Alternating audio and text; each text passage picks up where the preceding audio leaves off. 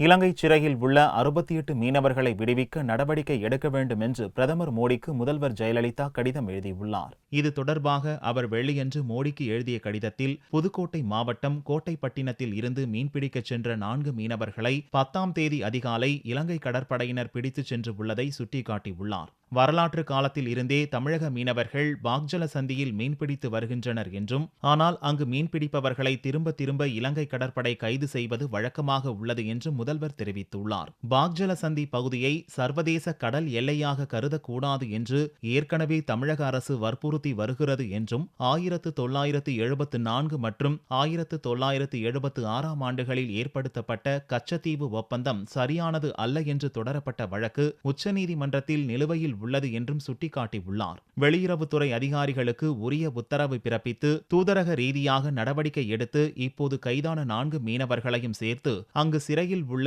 68 மீனவர்களையும் விடுவிக்க வேண்டும் என்றும், அங்குள்ள 78 படகுகளை மீட்டுத்தர நடவடிக்கை எடுக்க வேண்டும் என்றும் ஜெயலலிதா தெரிவித்துள்ளார்.